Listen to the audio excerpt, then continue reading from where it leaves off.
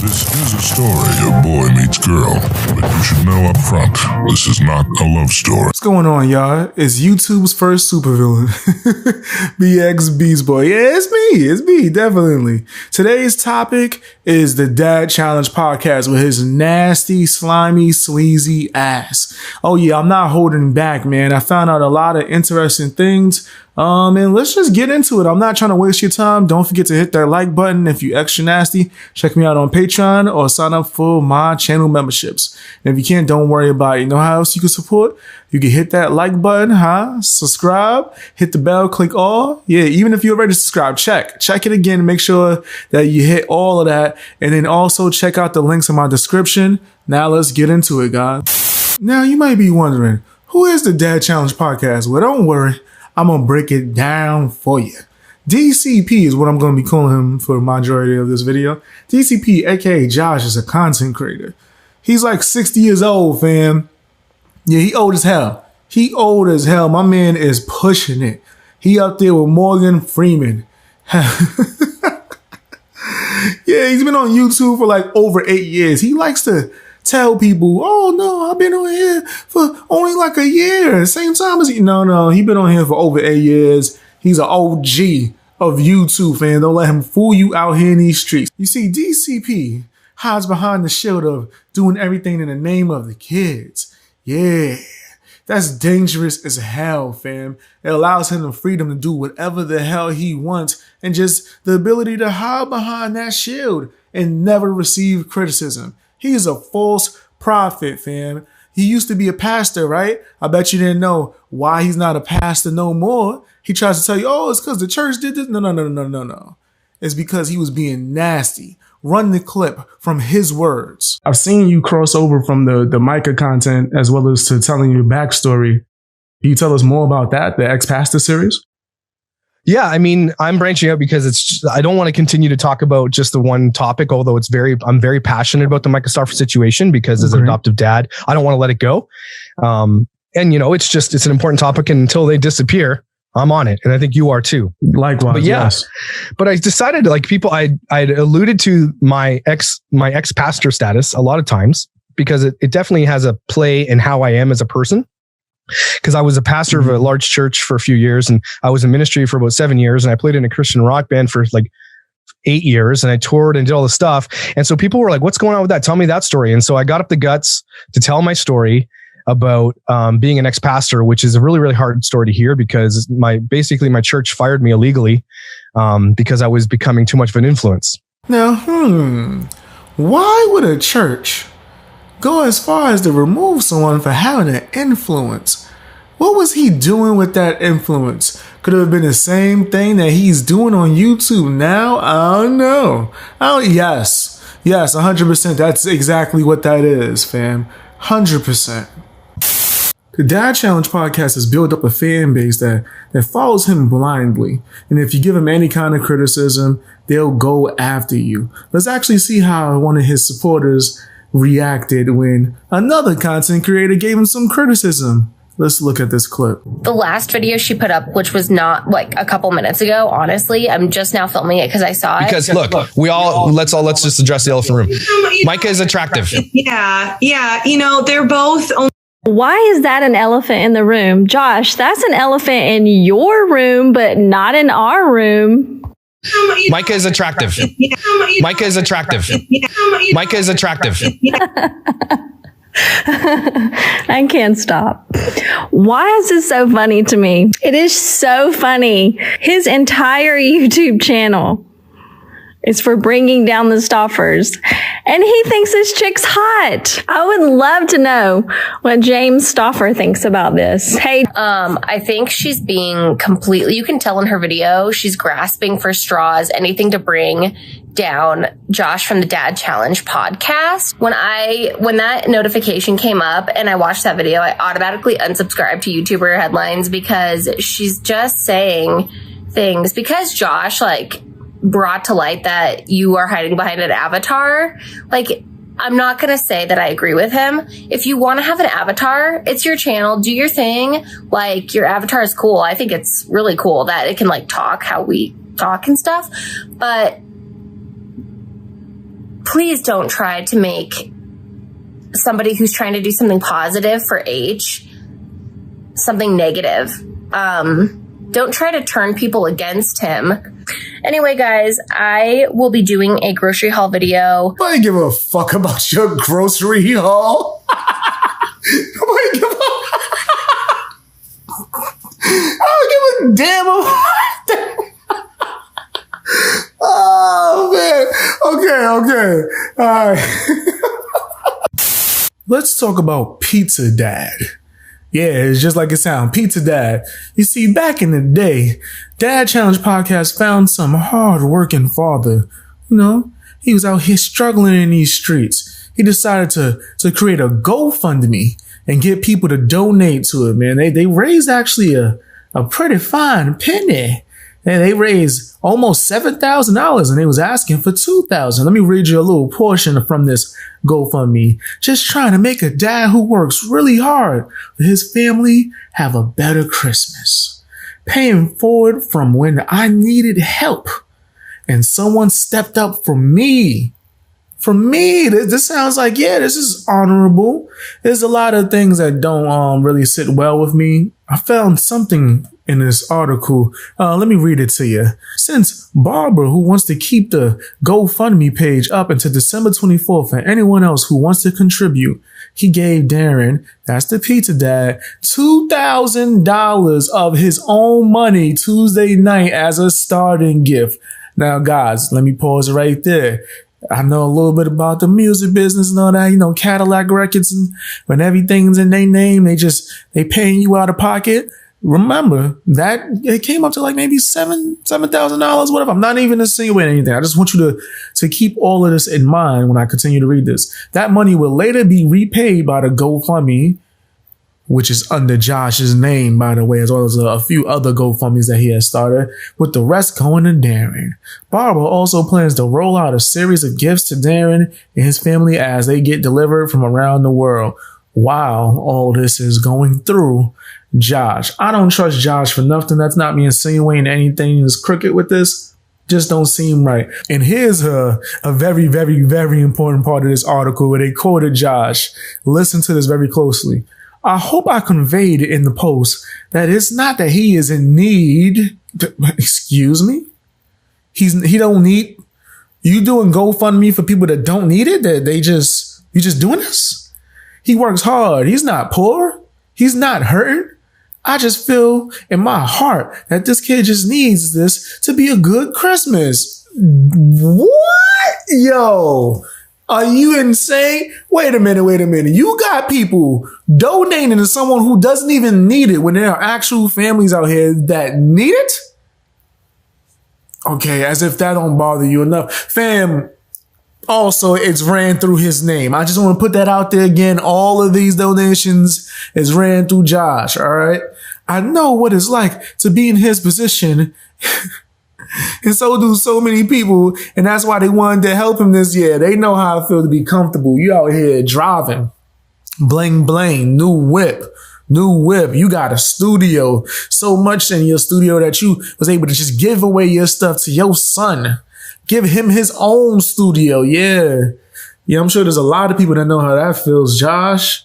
A lot of people. Maybe he'll pay it forward someday. He could pay it forward the moment that you actually gave it to him. He could have gave that to someone. Yo, this is crazy, fam. And they just want to be celebrated for this bullcrap. Let's look at a few more of Josh's GoFundMes. He has another one to help him uncover the truth. Now, this one was supposed to be to support him in order for him to purchase a lawyer, so he can, defend himself against churches and all that. And with this lawyer, he used those skills to false flag a lot of people and copyright strike a lot of people as well. Your money's getting put to good use, y'all. Your money that you donate is going to put to real good use. Ooh, look at this one. Butterfly kiss. Wait, what the hell is Butterfly? He got $367. Yo, fam, my man is just starting whatever. I don't know what the hell this is. That's just crazy. It doesn't have anything in the description detailing what the hell it is, but people donating. And that's the power of using that shield. Let's talk about the YouTuber headline situation. she was actually one of the first people to call Josh out. I actually remember her giving him criticism and someone asking me to react to the video on it. And she gave fair points, but Josh could not handle that. And you know what he do, especially me learning from experience, Josh will definitely copyright strike you. He will definitely try to get that video taken down. So she gave her criticism. Some of the videos were jokey, but whatever. Who cares? It's not that big of a deal. Well, Josh cares with his sensitive ass. Let's play a clip, man. Let's play a clip from YouTuber Headline. That's how this game works on YouTube. I'm not going to complain. I'm not going to be like, how dare you? You're a creator hurting a creator. I don't care. That's how this works. I'm messing with their wallet. That's all that matters to them. It's not about, hey, this guy called us out and all these family vloggers for this crazy analytical thing he's discovered. I'm using fair use. Absolutely. I'm definitely within my rights to use the videos that I do, the way that I disseminate them, the way that I put them on the screen here for you to watch and change them and pause them and make faces and all that stuff. I'm changing it enough, and that's fair use on YouTube's policy. So YouTube is going to look at my videos and hopefully come to the right conclusion. Meanwhile, he has striked smaller channels allegedly that criticize him. YouTuber Headlines was a channel who talked about the Dad Challenge podcast, and she got her videos taken down and struck. She got them struck. Josh did submit a copyright claim against my channel. He had 2 of his videos removed. He had the Truth About the Dad Challenge podcast part 1 removed. And Micah Stauffer is hot. He also had that video removed from my YouTube channel due to the copyright claims he filed against my videos. He goes on and on preaching fair use, but no one's allowed to use his videos. He can only use fair use. No one else can use fair use. 4 months now, I have been saying that Josh copyright claimed 2 of my videos. I've been keeping a secret. I've been keeping this secret to protect my channel. He struck my channel, and I have not said that. I have never said that he struck my channel because I've always been told, if you get a strike, don't tell anybody, just be quiet about it. So I did. I was keeping that private until I read a comment that he made on another commentary channel. That's a lie. So this is a screenshot of my computer, where it shows my copyright strikes. I'm going to zoom in a little bit so you guys can get a better view, but I did blur out the date that he struck me and the date that the strike will expire for my own protection. Here you go. He struck my channel. And he's right. Copyright claiming a video and striking a channel are 2 completely different things. A lot of commentary channels, a lot of YouTubers get copyright claims all the time, and it's really not a big deal. But when you strike a channel, that's a big deal. And how does he choose to address this? Fair, you wouldn't even believe it. Good thing I got a clip. Let's play the clip and then I'll respond to how the hell he addressed this with his nasty ass. Did I copyright strike YouTuber Headlines? No. I copyright claimed YouTuber Headlines. There's a big difference between the two. Okay? If you're going to use my content, go for it. I'm not going to copyright strike Creepshow Art for using my stuff on their channel. I'm not going to do it. Here's why I'm not going to. And here's what creeps me about YouTube Headlines. And here's it. She wants to know the answer, YouTuber Headlines. Here's a couple answers for you. And I did a whole video on Rumble on this, but I'm going to tell you right now. When someone does 11 videos about you, and it's not lost on me that I've done, 55 videos about Mike and James, okay? When someone does 11 videos about you and all the videos are just the most fickle excuse for videos, to be honest with you, nothing there, they're nothing burgers. At least when I'm going after Mike and James, that's not a nothing burger. What they did was heinous. Hey, buddy. Like, her videos were so fickle. Like, they were so poorly done, and she's not good at what she does. And so when she does a lot of those videos, and then in the comment section of videos, when someone leaves a comment and it's vitriolic or it's hateful or whatever, and you like that comment with a heart and often comment on it, to me, that's you saying that thing. In her comments, someone made a disparaging remark about my wife, actually multiple comments about my wife, okay? And y'all know me, don't come after my wife. It's not going to be good for you. And when you leave a heart on that comment or comment on that comment, to me, you are propping that comment up. So when someone makes fun of my wife and then you like that comment, you made fun of my wife. So sorry, too bad. If you want to use my content in your channel, then I'm going to take a cut of that. I'm going to take a slice of that pie. That is insane. Fam. So because not even if you say something, you hit a like button, boop, that one little like. Oh, now I gotta strike you. Ooh, you hit the like button. Oh man. Are you serious? Are you insane? Fam, mind you, he out here doing the utmost nasty. But because YouTube Headlines hit the like button now is let's disintegrate her entire channel. Okay. All you channels that defended him when he did that video and posted your links, y'all all disgusting. All of you are nasty ass kisses. Your head was up his butt.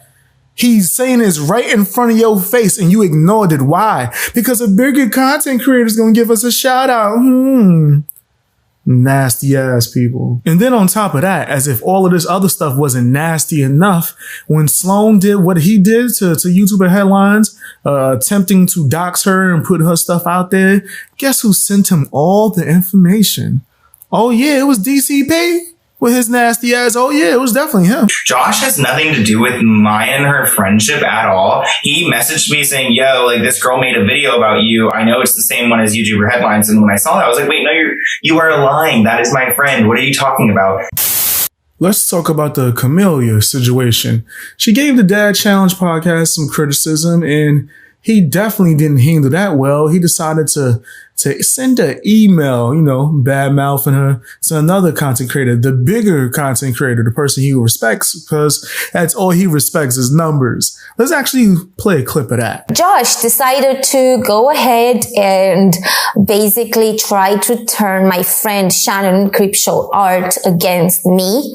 He emailed her and this whole situation backfired big time. Hey Creepshow, noticed you had some lady named Camellia on your show. Okay, first of all, her name is Shannon. Second of all, I'm not some lady called Camellia that she had on her show. She was being interviewed by me on my channel. It's not a show. It's just me interviewing her and talking about her YouTube journey. So he clearly didn't get that. He's not very bright. He didn't get even that basic concept right. And you guys were having a bit of a chat about me. Yeah, we mentioned him briefly, but I don't think it was like a big deal. I think we talked about it for like 2 minutes or something. Not like, considering the video was about 2 hours long, 2 minutes is not really, it wasn't about him. Wondering if you'd be open to a conversation with me. Allow myself to rebut what it was you were talking about. I'm an adult, you're an adult. I'm also an adult, Josh. So you could have emailed me. But anyway, I guess you wanted to email the bigger creator, not the smaller creator, because why would you email me, even though I'm the one who criticized you, but whatever. And I know I'm not always right, and I'm very aware of my platform, my misgivings, and my strengths. I do appreciate that he says he's not always right, because I think it's really good to acknowledge sometimes that we're not right. I have a hard time sometimes doing that. But you know what I mean? Like, it's a good trait of character to acknowledge that. I keep it honest and I call myself out when I'm wrong. Okay, I don't know about I keep it honest. I just have the biggest red flags about him because he started with family vlogs. He's doing the Stoffer Garage kind of thing on his other channel. He's tried different things. I don't know if he keeps it honest per se. I think he does a lot of value signaling, in my opinion. I don't think that his intentions are really what he says his intentions are. Like, he says he's all about, taking family vloggers off the platform, which, you shouldn't be about that because it's against YouTube terms of service. And, YouTube really takes it seriously when it comes to that. But my point is, I think his intention is really just to grow on the platform on YouTube and he doesn't care about family vloggers. But he realized this is how his channel is growing. He realized this is what is working for his channel, so he's doing it. But ultimately, he's doing it to grow his channel. And this is why he posted those videos. Remember, like, in the last videos that he has on his channel, it's like Dear PewDiePie and Dear Senator Ted Cruz for some reason. Anyway, so let's move on. I also listen well and collaborate with many YouTubers, and I feel that as a creator, we should try to lift each other up, minus YouTuber Headliner. I don't talk about her. She creeped my wife out and I had to act on it. I will not apologize for what I did to her. Don't mess with my family. I'm fair game all day. This sounds creepy as hell. He will not apologize to what he did to her.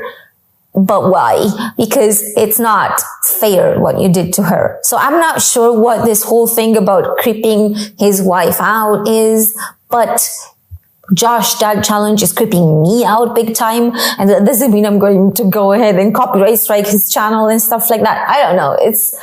Maybe there's more to that story that I don't know, but it just kind of seems like he's trying to make her look bad when in fact he's the one who looks bad in this situation, but because he's the one who struck a small channel because they criticized him. But yeah, my mission on this platform is twofold. I'm an ex-pastor who is deconstructing my faith in a big way, anti-religion and post-church all the way.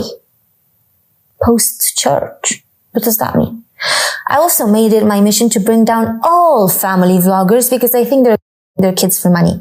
They are abusing them in ways that will hurt them as they get older, and have uncovered some scary analytics that are very eye-opening as to the demographics of who's ingesting their shitty content. I have got a lot of comments from people saying that they enjoy his analytics content.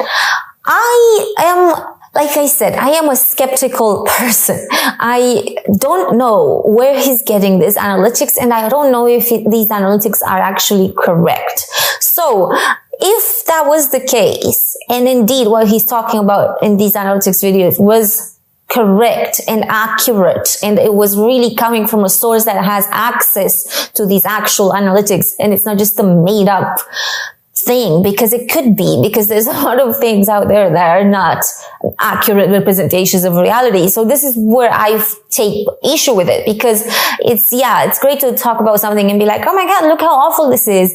But like, where is that information coming from? Because that source should be a source to be trusted, and I don't know if it is. That's my point. So I'm not saying that he's right, or I'm not saying that he's wrong in that situation, because I don't know.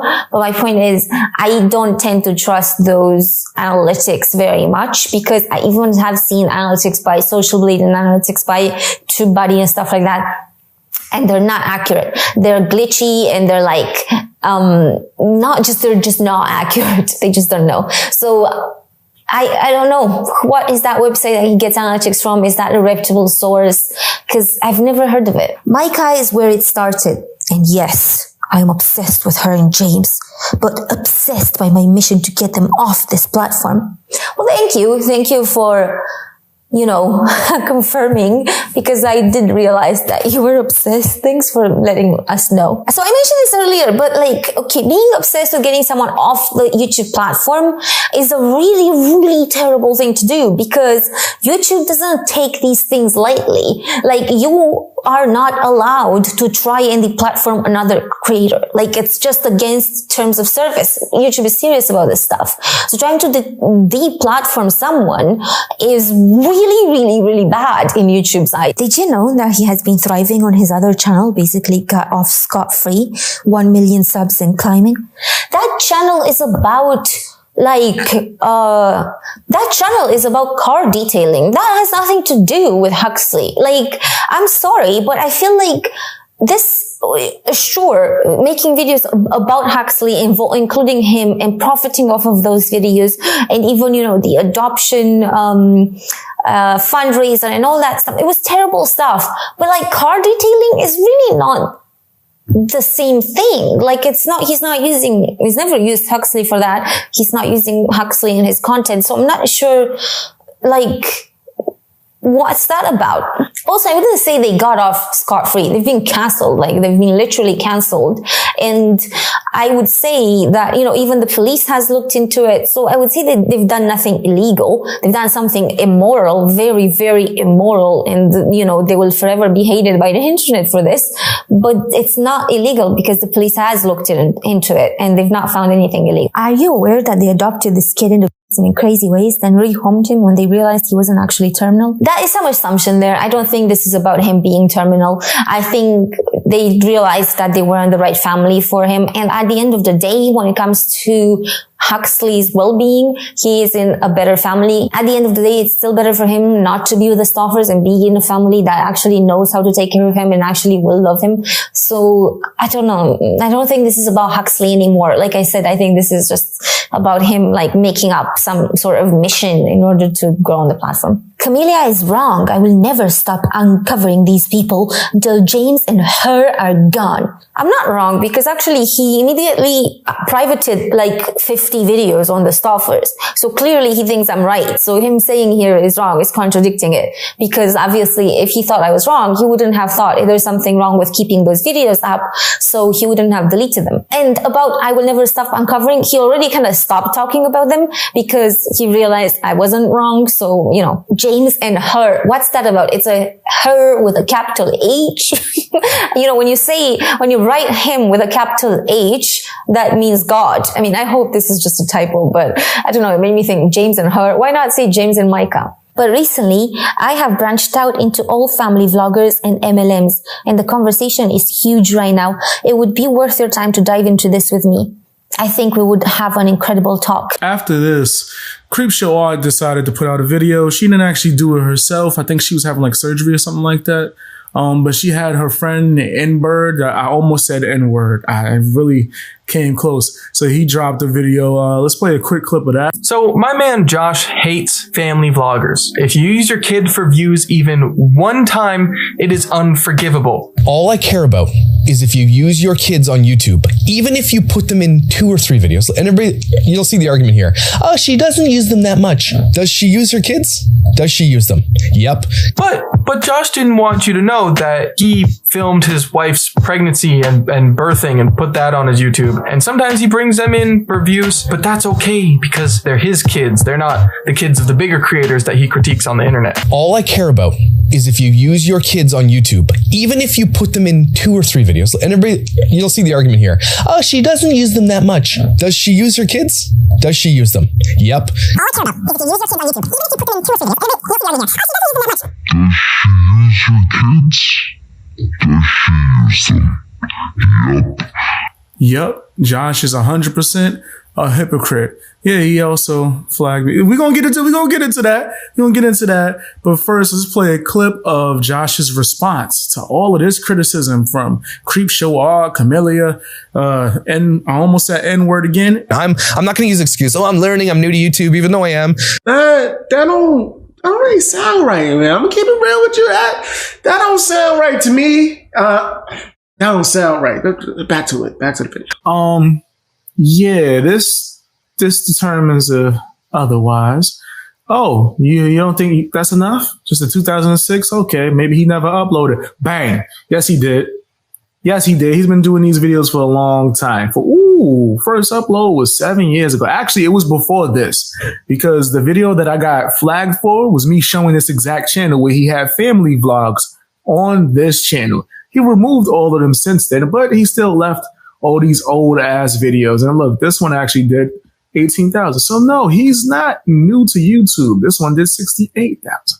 He's not new to YouTube. He's been doing this for a while now. He's found what worked for him, which was doing the opposite of what he started as. But as you can see, he removed those family vlog videos. Whatever. He's been on here for a long ass time. This guy's not a rookie. He's just a fraud. Just a fraud. Simple as that.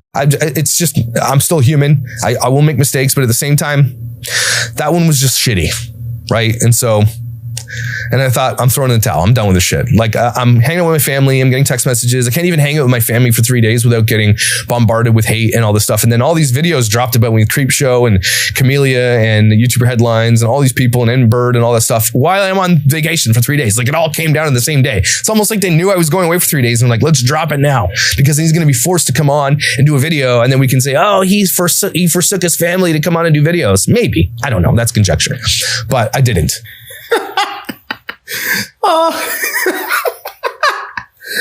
This guy's a fool. Yes, that's exactly what they planned. Ooh, let's get him to come on. Shut up. Shut your ass up, man. And I spent time with my family and we had a good time. But it did definitely, this world of hate can be very, very detrimental to your mental health, is all I'm going to say. So people who come on and say, oh, I love the hate comments and all that stuff, like, you know what? You lose sleep over that shit. You really do. Like, and I'm not talking about just the Gabrielle Weiss stuff, because there were a lot of people in support of Jeffree in that video too, right? There was people who were like, good on you for coming out with your truth and blah, blah, blah. People saw the nuance in it. They saw that he was between rock and a hard place. They saw that he loved his daughter. They saw that he expunged his record. They saw that he did everything he needed to do to get his daughter in his life. And then they saw that he was up against a wall. But again, that is not justifying what he did at all. It really isn't. It's just that he had a story to tell and he was part of this crazy story that we're talking about. So let's go back to the hate. So yes, when I'm on vacation with my family, I haven't had anxiety for years. Okay, I was diagnosed with generalized anxiety disorder when I was 30 years old. When I went to tour with my band, and I was like full blown anxiety every single day. I had to take medication for it. It was like, anybody here has generalized anxiety disorder? Like, you have my utmost sympathy. Oh, that's a nice shield you pulled out right there. It was okay. Let's try to remove the shield for a second. Just 1 second. No more shields. It's probably one of the worst things I've ever dealt with in my entire life. Every day feels like having a heart attack. Every day you don't know if you're going to survive. Every day you have a panic attack for no reason whatsoever. Anxiety is basically like you're being chased by a bear, but you're watching like Netflix. Like, you're elevated everything inside of your body. And I'm already an intense guy, and I'm on the road touring with a band and taking medication. It was just a terrible place to be. And so I've never experienced anxiety like that. And, you know, low level, I went to like a weirdo doctor who gives you like poison, and it helped me, and it was amazing. Another day, another story. But I've never felt anxiety like I felt this past weekend, like I did 10 years ago, when I was basically cured of this. And so that to me is a huge indicator that this stuff affects you on a really, really personal level. Hate that you get, the comments, the people accusing me of people accusing me of murder, people just spouting lies in comment sections. It does hurt you, and they do it on purpose, and they know it hurts you. To ignore that it hurts you is such a lie. And Camellia and Creepshow and all these people and YouTuber headlines and all these people in the comment section, when they get ratioed in support of me, it hurts them, right? They take that shit and it hurts them. Everybody who receives hate, even a comment, like as a pastor, when I was at a church, when I got an unsolicited note under my door about how I was the shittiest pastor they ever saw, or they hate the music I do, or I can't believe you wear skinny jeans, or, you know, please do more hymns because you're an asshole. If I get these unsolicited messages, I laugh at them, yeah, but at the same time, that shit digs. It hits. Uh-oh. We got a sad fishing alert. Sad, get the tissue out there. Yep, bring the tissue. You got the tissue. All right, we're sad fish. We ready for some sad fish. And they do it on purpose, and people know, everybody knows, to receive a negative comment or feedback, it hurts. And so when you receive a ton of hate and videos coming at you for perceived shit that is like lies, basically badly researched, terrible videos, it hurts, right? And I'm not going to lie about it. I'm not going to sit here and say I was all laughing about it. I do appreciate that they brought more traffic to the channel and to the topic, for sure, to the conversation. But at the same time, none of this ever feels good. It really doesn't. And so, yeah, I'm now well aware that all the videos I do about Micah likely hurt them. Like, they look at them or they don't. I don't know if they're, I don't think they're too narcissistic not to look at them. But yeah, it tears them down and it makes them feel bad. And they deserve it. And I deserve the hate sometimes that I get too. And so does everybody else. If you're going to put yourself on this, and here's the thing, here's the rub, everybody. Yeah, that shit hurts. But when you put yourself on this platform, you are opening yourself up to that. That is just, you give and take with it. You're going to make money off YouTube, which is a relatively simple way to make money if you grow your channel. Okay. It's relatively, I sit down, I do a video, make a couple $100. That's pretty cool to me, to be honest with you, right? This dude is like a Starburst commercial, just a walking contradiction. Every 5 seconds he says, you know what, let's just go to the Let's talk about my beef with the Dad Challenge podcast. He contacted me sometime last year saying, you know, a bunch of stuff like he wanted to sign me, blah, blah, blah, blah, blah. He wanted to start off with a collab. I was like, you know, you seem like a cool guy. I don't know about the whole signing to your MCN thing, but whatever. After we did the collab, a lot of people was contacting me saying that it rubbed them the wrong way of how he treated my stories of like my past. I didn't really see nothing of it at the moment. So I thought, you know what, why not react to it, and let's see how I'll take it now. Hey guys, welcome to the Dad Challenge podcast. I am here with Beast, and he's a beast, man. This guy is great. We've been chatting back and forth on Twitter, trying to figure out how we can collab and talk about some things. A lot of our topics cross paths, and that's kind of where I found him. And a lot of people were shouting him out on my channel, sending me videos. Check out Beast. He's got some cool videos on things, and I've been watching his stuff. He's an incredible dude. He's got Crazy this hearing how awesome people song. talk We'll about you maybe now he'll let us sing that compared to how later. they used to talk about It's you. nasty, the nasty song. But Beast, thanks for coming on my channel and just hanging out with me today. I really appreciate it. Anytime, man. I did say I'm not going to pause it too much, but fam, you see how positive he used to talk about me? It goes from that to false flagging my channel and saying that it's over for me. I'm what he called me? I'm old news. It's done for me. I'm a dead channel. It's pretty crazy from all these. Oh man, he's so amazing. And it's crazy. Actually, really a fan of your work. So I appreciate it. Well, then we got to do this. If we're going to do this together, let's do the, hey, see, now it's a party. Now it's a party. Now podcasting. Now we're gangster. Let's do it. Yeah. So yeah, I've never done a collaboration. I'm new to YouTube. I think, are you basically new to YouTube as well? Yeah, I've been on YouTube for about maybe a year or so. Wait, time out. Yeah. And so, wait, that threw me off so much. I forgot I could control it with my headphones. Yeah, y'all just heard him say he's new to YouTube, right? All right. So y'all remember he false flagged me because I found a video from 10 years ago of him doing family vlogs, right? From 10 years ago. Y'all remember him false flagging me because of that. In this interview with his fake ass, he's sitting here telling me that he's new. He's just as new as me. I've been on YouTube for, I would say, close to 2 years now. It's going on 2 years officially. Other than that, I've had channels to where I just used to subscribe to people and things like that. When I first started uploading and going live, 2 years. 2 years. This guy has been doing videos for 10 years, telling me that he's a new channel. Crazy. But your Twitter is kind of your main avenue for, I don't know, for communicating to people. Is that what you think? It used to be, but then it became a lot of ghost followings on there because I became really unactive. And that's the same thing with YouTube. Is the same thing. Not heating up. You become inactive, they don't alert people, and vice versa. Oh, okay. So this is cool because you've been on YouTube way longer than me, and I'm just learning this whole the algorithm and daily videos. And I took a week off, and now I'm doing videos, and I'm just trying to figure it all out. But today I want to talk to you about. I do not want to keep pausing it, but lies. Straight liar. Straight lie. This guy studied. And excuse my voice, I'm trying not to cough. He studied his ass off and started doing what worked for him, which was nasty that he's doing now. I would like to show you footage, but he copyright struck. And once again, I'm trying to hold this cough so bad. Let me keep it playing so I can cough. A bunch of things. And I'm just going to throw it at you, and whatever sticks. But can you explain to me, since you've been on YouTube a little longer, why is there so much damn drama between everybody all the time? That's usually just the way the algorithm works. People flock towards it. It's more entertaining. And then a lot of creators notice it, so they start to create it, whether it's small, big, or they insert themselves in it.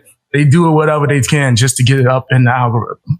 So a lot of times, sometimes it's just not pretty much describing for the drama. It's for the views, and they just do it. They create it for that whole thing. Almost every time.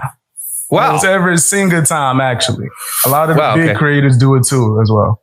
Yeah, that's really cool. So tell me about your story. Like, what led you to get into this, to commentary, social commentary, tea, or whatever it is that you do? Well, explain to me what you think it is you do.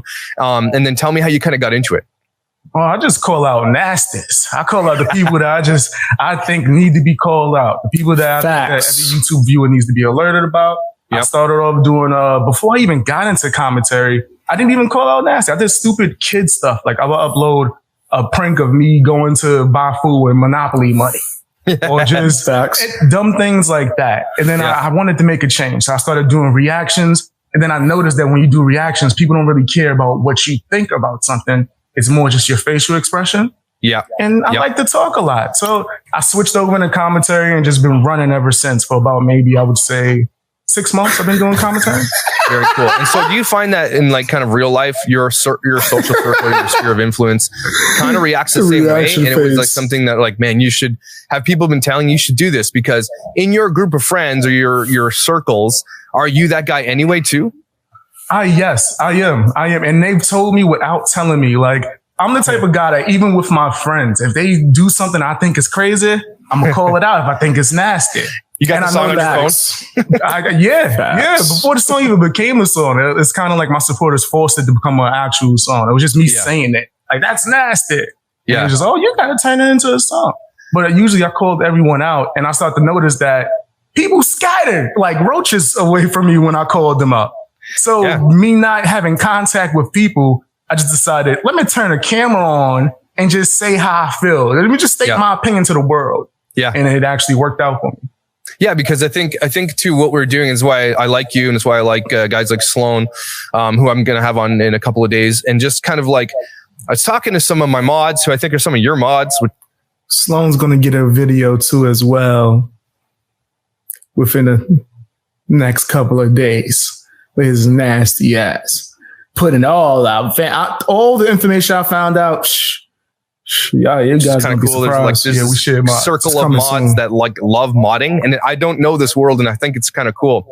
But just talking about people who are passionate about the truth, right? And they're saying, look, you've got great reactions, you've got a great take on things, and so people are actually flocking to yours and mine and Sloan, our take on certain things. Like if we get into the Micah Stauffer situation and the whole Stauffer debacle, the thing that like I didn't even do this I didn't think that any of this would happen because of that. So when this happened, it was really cool. But at the same time, I'm like, I'm glad that we get to speak on something we're passionate about. And that could be many things, and then be able to just give our opinion. People like listening to it. I can't believe that's a thing that happens. Exactly.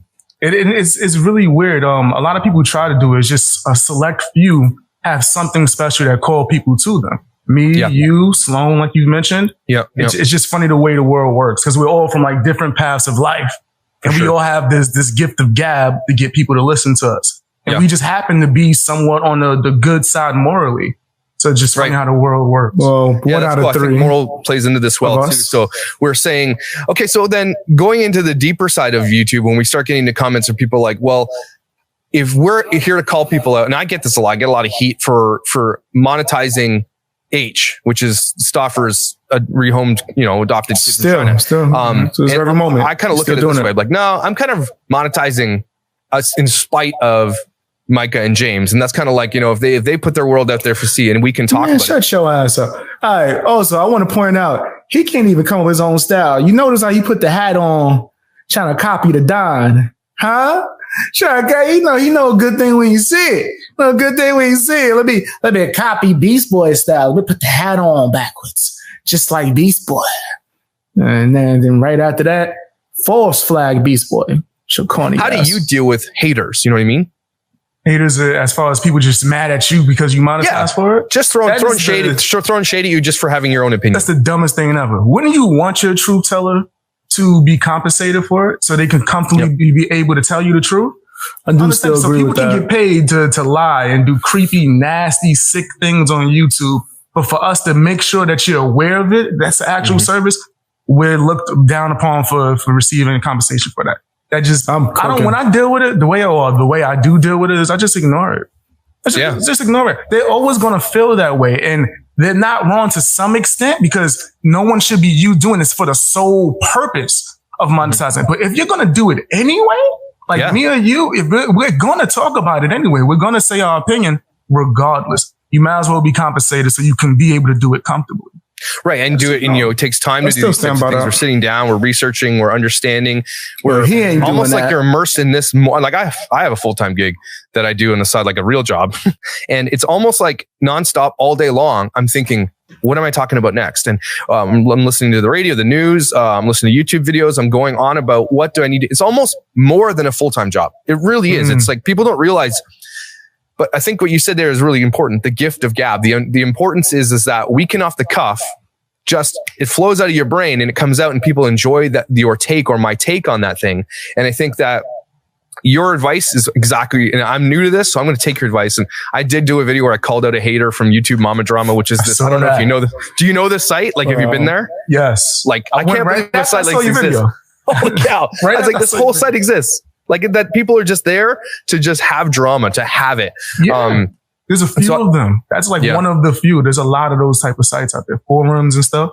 Wow. It's pretty nasty. So Yeah, I mean, so tell me a little bit more about yourself. Like, if you're comfortable saying, where you're from, region.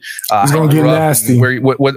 Tell me about Beast. I need to know about you. I got you. I'm from the Bronx, man. Bronx, New York.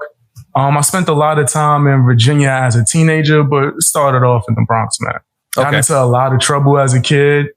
Got arrested as a kid. Went to juvie for a little while. Yeah. And then maybe I wouldn't say I got my act together right then, but I would say maybe a few years later, I've met some people. I was blessed to meet some people in my life that changed my whole perspective of why don't you just talk? Like, get your point across, just talking, man. You don't always got to be like the He-Man. I was always an emotional guy. So my automatic defense mechanism was to fight all the time. If you make fun of me being emotional or saying, hey, that's not right, or I feel like this. And where I'm from, that makes you soft or less of a man. Anything. So I always had to fight back type of nature. But after a few years, I learned that that's not the way. And then eventually got into YouTube and just everything's just been different from there. So would you say that we're very similar? I'm very similar, by the way. I was arrested a couple times when I was a kid I grew up very poor. Broken home type of situation. I grew up near, in like a lot. All right. When you notice, and I've noticed this with a lot of guys that I chose not to hang out around, men have this thing where they turn things into a competition. So even in something as you had a hard life, Dad Challenge Podcast, for some reason, turned this into my life was hard too. I grew up. No, you did. Shut your ass up, fam. Canadians are nice. That's not even an offensive thing. They nice as hell. I ain't met a bad Canadian yet. Yo, they be cursing me out in Flanders style. Diddly, diddly, diddly. I hope you have a wonderful day. You good person. Just, ooh. Honestly, this the nastiest it's gotten is him false flagging me. So yeah, man, get up out of here with that. Ooh, mean streets and the shut your ass up, man. You interviewing me. A lot of low income areas, but I'm not sure about your situation, but you're right. I think if you grow up in these regions and these types of, I don't know about the Bronx, I've never been there, but where I grew up, it's just a different world. It's a harsher environment to live in the areas that I grew up in. And you're right. So as soon as you grow up differently, and then people wonder why they're different from these areas, especially low income areas where people want to be gangsters. They want to do dirt and do the things because that's all they know. And that's the people that they're surrounded by. So the cyclical thing for me, and I'm so happy I got out of it. And my nephews who I adopted, same thing, right? They grew up in that super low income, gross area. And everybody does crime. Everybody's doing something wrong at some level, and getting out of that was really hard. So for you to get out of it, talk to me about the Bronx. I want to know about this Bronx thing. So did you live in the heart of the Bronx? All right, guys. All right. So I remember when this interview happened, and this is when I first started noticing something wasn't quite right with him, because a lot of people kept hitting me up telling me that they felt uncomfortable with the way that he was asking me certain questions, as if he was in a zoo looking at animals, right? So even when you start to see him say, well, tell me about this Bronx thing. Tell me this Bronx thing. Tell me about where I grew up, where I'm from. Okay. Well, West Philadelphia, born and raised on the playground is where I spent most of my days. Chilling outside and relaxing, all cool, just shooting some b-ball outsiders. All right, nah, it wasn't like that. It was similar. It was kind of similar, but nah. I don't know why I always go into Fresh Prince of Bel-Air theme song whenever somebody asks me about the Bronx. I'm from the South Bronx. No, I wouldn't say it's the heart. It's one of the worst parts of the Bronx, if anything. That's a fact. It's a really bad neighborhood, and you can watch any of those bad music videos where it just looks crazy and anything. Just look up a Fat Joe music video of what's the name of Big Pun, Tupac. Yeah. No, Fat Joe and Big Pun in particular, because they grew up maybe I would say 2 blocks away from me. Okay. So it's the stuff from that video actually happens on a day-to-day. It's a little bit calmer now, I would say, compared to what it was when I was a kid. But it's a pretty bad neighborhood. But it has a few lights. I went to a few rec centers, learned maybe acting, and started getting into music and started teaching music for a certain point of time. Oh, cool. Even though you play music. It's a bunch of bad stuff. Yeah. So your background is music? Yes. Music engineering, though. More in production and sound. It's we're brothers, dude. I went to school for recording engineering and production. Really? That's what I went to school for. So, and my son, he makes hip hop. He does a lot of, I used to make hip hop beats all the time when I was kind of up and coming, when I was in a band. But I used to make, I still do. I love making hip hop music. It's like, wow. His band sucks. That was actually part of what was in the video that he's striking me down for, the false flag video. Another YouTube channel he had for years. Ain't new. He been had that, the band page where they did Justin Bieber parodies and Kesha TikTok. Wake up in the morning feeling like P. Diddy. You just started YouTube, you lying ass. But yeah, the band music sucks. It's not good.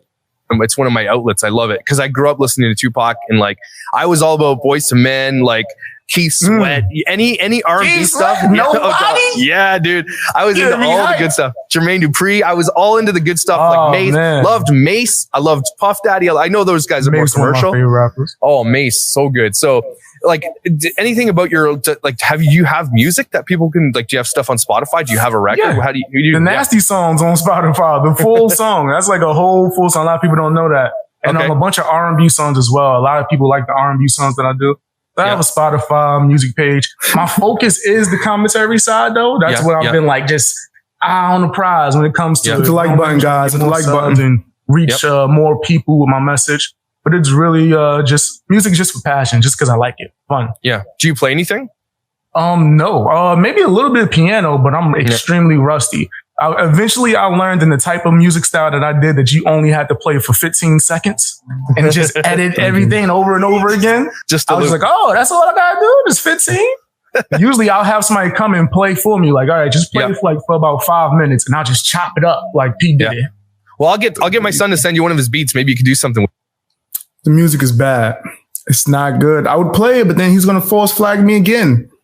It's not good, fam. It's not good at all. It's really bad.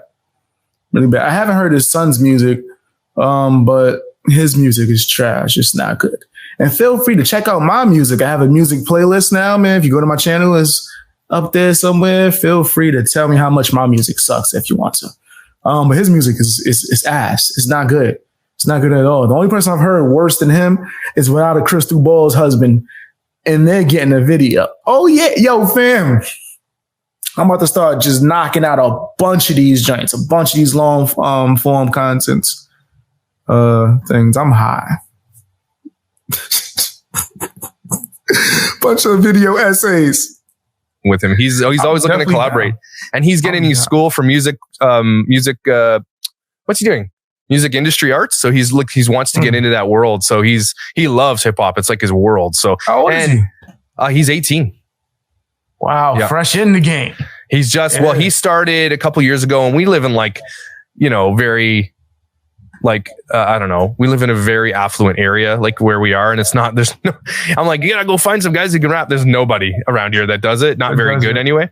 But you got the internet. Yeah, well, exactly. And I'm telling him to reach out, and he's very introverted. He's been on a couple of my videos. He's just not the type of kid that really, really pushes out. But I'm hoping that school is going to change that for him. He's excited about it. But now I'll tell him that you're on here. He'll love your stuff. So yeah, I would love to hear some of his stuff, man. Why not? Okay, so he makes the beats. He does. He makes all the beats. He uses Splice like a lot of times, which is a really cool service. we're going to sit down and make a beat and do some commentary together, because he started because I gave him my old studio. He's got all my old hand-me-down equipment. So I don't want to make too much of a big deal out of this, but you start to notice a lot of the bragging that he does whenever he speaks about anything. Just, oh yeah, I just gave away all my old stuff. I got all the new hotness in here, and I could just give away my whole studio, to my son. That way he can do whatever he doing, and then that little guy, the guy that's just doing all the stuff on his own, we gonna false flag him. Yeah, we're going to make it hard for him to be up and coming. Dad Challenge Podcast is a nasty ass man, son. I just be saying, listening to this is nasty as hell. So I got to go back to, are you still in the Bronx now? Yeah, I'm still. Okay. And so how far are you from like Manhattan? Like how long does it take you to get to Manhattan? At this time, I would say about maybe 20 minutes. That's 20 minutes. Yeah, it's not. Do you ever go? Do you go? All the time. I love All Manhattan. the time. I've been there too much, actually. Me and my friends, when we was young, we used to go to McDonald's on 42nd Street and call it Club McDonald's. Because it was open all night, the lights was bright, and they had like these TVs that played music videos all day. So we would just be in there talking to girls like it was a club all night, man. That's awesome. Club Dons. Tell me, okay, so you grew up in the Bronx, and for a lot of people who don't understand, you're living like you said it's kind of like it could be a dangerous place or it could be a scary place unless you're part of that community or that group. Tell me the scariest thing you've ever seen growing up in the Bronx. If you're really through. It's one of those moments where, well, I'll make sure I can get this out clearly. One of those moments where people was like, yo, it seemed like he was trying not to cough. Like he was analyzing you like he was in a zoo. Like it was a horror movie. He was, ooh, let me watch this with my popcorn. And it seemed like he already was speaking to me like kind of like I'm doing this and that. Every time I mentioned something, he tried to outdo me. So it made me already realize that he has some kind of mindset to where he always wanted to be better. But then in this moment when he started I didn't realize it too clearly until after the fact when other people was bringing it up. I'm like, let me rewatch it. And yeah, it does seem kind of like he's looking at my life like it's an exhibit in a museum. I'm not going to put too much on that though, but I'm going to let you guys watch and then you could judge whatever the hell. Extremely easy. Me and my brother was just talking about it. I don't know if it's too graphic. You might have to bleep some stuff out. When I was a kid, I think I was maybe 4 years old, and I still remember this vividly. My brother is maybe 4 years older than me. Mom was just talking about it. Understand you're living like you said it's kind of like it could be a dangerous place or it could be a scary place. So you hear the question. Unless you're part of that community or that group. Tell me the scariest thing you've ever seen growing up in the Bronx. If you're really through. Extremely easy. Me and my brother was just talking about it. I don't know if it's too graphic. You might have to bleep some stuff out. When I was a kid, I think I was maybe 4 years old, and I still remember this vividly. My brother is maybe 4 years older than me. My mom was getting her hair done real late at night. It was raining. We would come River Park Towers in the Bronx. You can Google this. Okay. We was walking. You definitely can Google it after I tell you what I tell you. Yeah, I'm gonna. We were walking in the rain, and we seen a body on the floor. No, just done. And with kids. And my mom, I'll never forget. She thought so fast. She said, "Hop over it, and we gonna run straight to the house, straight to the just 2 blocks." And I remember my mom picked us up. And we ran to the house. No, you saw a dead body when you were a little kid. Yeah. Unbelievable. Gosh, I don't want to make it seem like I'm flip-flopping, fam. In the moment, I really didn't see nothing of this, yo. I didn't see nothing of this, fam. I don't know if it was all the compliments that came within it, but this is pretty damn nasty, fam. That story isn't really like a good story or one of the most happy moments of my life. It is something that definitely I definitely should not have had to see as a child. And his reaction is just like he is super excited about it. But whatever. In the moment, I didn't really think nothing of it, so I'm not going to really try to make a big deal of it now. I feel like that would be an asshole move on my part. So whatever. This is why I like to rewatch some of my old stuff, man, because my growth as a human, I know not to let people take advantage of me now. Like, and this guy definitely, that's exactly what he's doing in this interview, fam, without a doubt, for the content. The same way he's exploiting the stories that he talks about for the content, he's exploiting my story for the content. And I wasn't aware of it at the time, fam. Wow, this is crazy. I do so much, man, that I really be forgetting all of this. This is crazy. It's a good thing I went back and was like, oh, look, I got this old file that he deleted. No wonder why he deleted this off his profile. Why would you to say that you pretty much care about children exploitation and you fighting for children rights and all this other stuff, and then I tell you something that pretty much was traumatic for me and it's excitement. So it's like this doesn't really go with his brand. So I can see exactly why the hell he would delete this off his channel. But whatever, I didn't make a big deal in the moment. Not making a big deal now. Not gonna do that now. Like, and that's just normal there? Yeah. All the time. All the time. Robberies, yeah, it's crazy. So the first time I got robbed was not that long after that. How many times have you been robbed? I would say 3 times. 3 times. The last time was when I was a teenager. I got jumped by a group of kids on a... Son of a bitch. This son of a bitch. Yo. Oh my God. I didn't remember none of this. With my high ass. I don't remember none of this. How many times you been robbed? Oh, gee. Oh, this guy's an asshole. He is an asshole, bro. Holy crap. When was this? Now, I got to try to find out what's the exact date. Damn. I'm going to have to check my emails because he contacted me for this. Damn, man. When was this? This had to be like over a year. I would say about a year. About a year. Yeah, it got to be over a year now. Hell yeah. I would say over a year. Damn, son, that's crazy. How many times you been robbed? Ooh, you seen a dead body when you was a kid. Ooh. It was like, damn, bro. Why are you so excited about this stuff? This is great.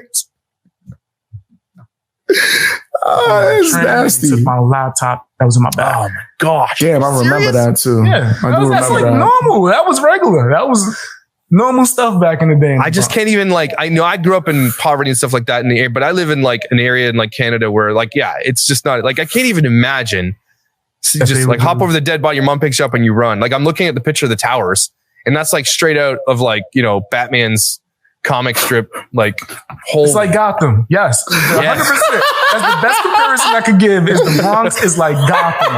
100%. Just without the mask. Okay, I'm not mad at that if I get to be Batman.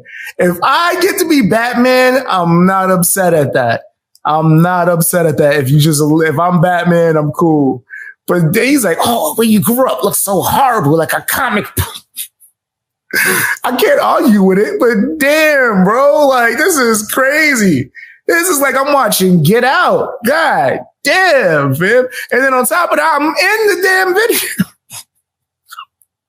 I must have been high out my mind. I ain't gonna front. This is probably one of the first, because bigger YouTubers contacted me like to tell me that they thought I was dope. Like a guy named Willie Mack, he told me that I was gonna be like the future of commentary. God damn, that was a lot of pressure. But I thank him for that. So like bigger content creators would like normally reach out and tell me I was dope. This is the first one that was actually like trying to collab with me and do a video. So I do think that a combination with that, nerves, me being high as always, that I let a lot of things slide in a moment. On top of that, me maturing and understanding things a lot better now, I could be high as hell. It wouldn't matter. He would not be able to get these questions off. I would have started turning up the heat. I would have turned up the heat quick. And see, that's the benefits of learning, fam. Like you don't take moments like this and be like, No, you take moments like this, you learn from it. Okay, this is what I did wrong. Blah, blah, blah, blah, blah. Now it won't happen ever again. As simple as that. Well, mask, but not like supervillain mask. It's a really bad place. I'm sure that Gotham is based on New York. Yeah, it is based on New York. So you live right near the river then? Yeah. Okay, so cool. I mean, those towers look cool, but I'm sure they're not. You know what I mean? They're not good, man. They're not good. Especially when they be throwing refrigerators off the roof and stuff like that. Man, this is crazy. Hold on. So YouTube. I do want to put this out, Jay Goodcat, and see, this is the problem too. I don't want to put you on the spot, right? But this is the problem. I don't know. He sounds like he shouts it and you are telling him how wild the Bronx is. I don't like DCP, but I'm not seeing racism. Now, here's my question. Who said anything about racism? I want to wait. I want you to actually answer that. Where in anything that I just said, and I'm going to put this in the edited video because I told you guys it's a reaction for the full-length video that I'm working on. I want to put this in there because this is how he gets away with a bunch of bull crap. At no moment did I say anything about him being racist whatsoever. I said that I felt like he was using my past traumas for views. Where did you get racist from there? See, now people are going to see that, think that, and then shut down any argument. Like, oh, of course. They did the same thing with Radiant Brent when I said something about her actions and the things that she did. Oh, well, she's not. No one said that. But when you jump to that conclusion, you kind of erase what my argument is. And I'm not coming at you or attacking you, but I want to make it a point to put this on the screen, and I'm going to put this in the video because I don't understand how you can jump to that word from anything I just said. I didn't try to say that in any way, shape, or form. And I do think it takes away the actual attention from the problems that need to be addressed, which will be included. I'm going to have a whole section about this in the video. It will be included in the video. He gets away with murder because people do that. Like, oh, what about that? No one said that. I'm just addressing the things that I'm seeing that's wrong. That's all. But I appreciate your support. How old are you now? Do you mind me asking? I am about to turn 30 in like 2 days. Dude, happy birthday. That's awesome. So thank you. So YouTube is kind of like where your outlet is. It could be your outlet. Like, is your main goal in this whole game of YouTube to like make it big enough so that you can like go on, or are you going to stay where you are? Okay. I'm going to stay where I'm at. Like, as far as, you mean my goal in general for YouTube? Do I just want to stay where I'm at now? Or no, like, okay, so here's a scenario. You hit big, get 100, 200,000 subscribers. You're making decent money, amazing money. Are you staying in the Bronx, or are you going to move to I'm out. I'm immediately. That's what you asked? Oh, I'm gone. First thing, pack it. Like, honestly, my first step wouldn't even be to move myself out. If I can get my mom a house first, get her out, and then my brother, and then me, then I'll worry about myself. If I can do that, because I can handle myself fairly well. Already people have tried to run up on me from recognizing me from YouTube. Wow. Already. It's happened. People with a camera just running up on me. Hey, this is BXBeastBoy. F BXBeastBoy. And I'm just like, whoa. That's throwing shade at you? Yeah. With a camera in their hand in real life because they recognize me from YouTube. That's just it's the Bronx. But I'll move my mother out first, and then move me. And then if I could, I'm gone. What? I will visit. I'll do like Nino Brown on Thanksgiving and give out turkeys once a year. Hey, man, I'll never forget y'all. But no, after what happened to Nipsey Hussle, I think that is you know who Nipsey Hussle is, right? Yeah, like I know the story. Tell me a little bit. Give me the 5-second or 10-second synopsis. With Nipsey Hussle, someone he knew and was affiliated with in his own neighborhood, he had a store where he was trying to cut something out. Bring up the community. I want to give back. The guy came and shot him in the facility of the store. Yes, I knew that. Yeah. Okay. Yep. Rest in peace. Because he wanted to give back to his community and never leave. So when you hear stories like that terrifies. That terrifies the heck out of me, and I don't want it to happen to me. Like when I seen the flashlight from the phone, I thought something like, because I couldn't see anything, I thought the person had a weapon. But when I found out they didn't, I did the stupid thing and tried to chase them. But I don't want that to happen to me. So the first chance I get out of the Bronx, for sure, man, I'm gone. Why would I leave the risk? It's a lot easier now. It's not as bad as it used to be, but I don't want to risk that for my family. I don't want to risk that. Do you find it switching as Black Lives Matter and things like that in New York that are popping and people defunding the police? Are you finding what the news is narrating, since you live in the heart of it? Are you finding it that crime is up, shootings are up, everything's up, and you're probably seeing central to this whole thing? Do you find is the culture shifting inside of the area that you live to say, well, we know that we can get away with more now because they're all focused on this other thing? Do you see that culture happening? Yeah, what I'm seeing more around, especially in the Bronx, is more that they're going back to their old ways, and it's being more justifiable now. It's like, we could do this because they don't care about us. And it's like, really? What? That doesn't make any sense. What are you talking? That's how people are doing it, especially like when they have. Yo, it's good to see that, fam. Even back then, I was like, this BLM stuff ain't right. I don't think I said it directly. I wasn't as bold, but I definitely was like, you can't justify it by all this other stuff. Without a doubt. Had the riots recently. Yep. I tried to go outside, and I'll never forget. It looked like the movie Purge. Okay. Yep. Every block was on fire. Like, I have pictures. Like, I posted one story, a little story video because no one would believe me. I was like, yo, look outside. And then someone was getting their car stolen right behind. That's a fact. As I had my phone looking, trying to tell Instagram, look at outside. It's fire. It looked like a movie, man. It was really scary out here. That's crazy. Man, I remember that. But people were trying to do those kind of things and justify it with, look at the recent events. Like, they don't care about us, so we mad as well. And that's where the culture's shifting towards. Most everyone else that doesn't want to be about that kind of life, they just stay inside the house. Fam. And you know what's crazy? Like, you know how everyone, I guess that's like right-sided. I don't really think I'm right-sided. I think I lean towards the right. They all have their walking away story. Fam, that's technically like my walking away story. Fam, all that was, I was like, whoa. That's when we started looking into a bunch of things and learning new stuff. So, don't even come out. Are you in a predominantly black area? Yes. Where you are? So yeah.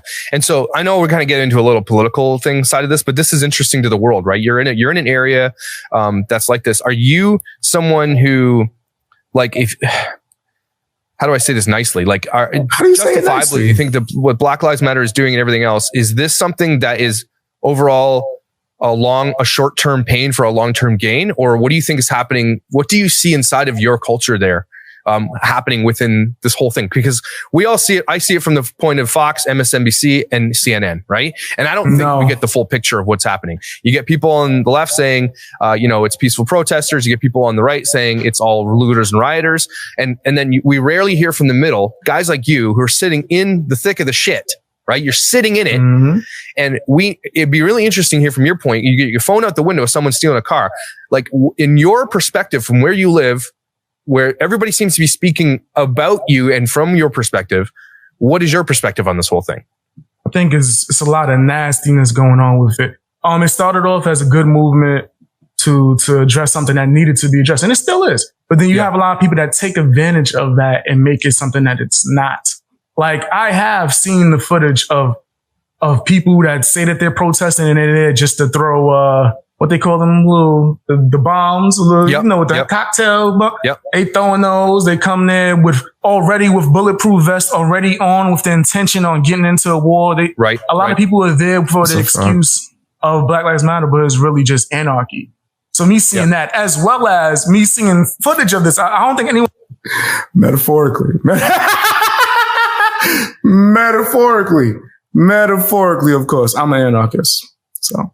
I gotta clean that up. Metaphorically, of course.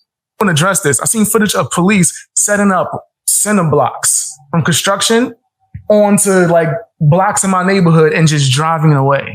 I heard about that. Why would you do that? Like, I heard that. I've never seen no one address that. My older brother, he believes that was people just dressing up as police, and that was like people from the government. I don't know. I just know I seen people in police officer cars pull up in there and just drop cinder blocks off like that was just normal and drive away. I saw that video. So it's like, from both sides, it just looks like it's a bunch of bad stuff happening, but in the midst of it, it's something that's good trying to happen, to try to go towards change. And it's just, it's hard to see where the line is blurred.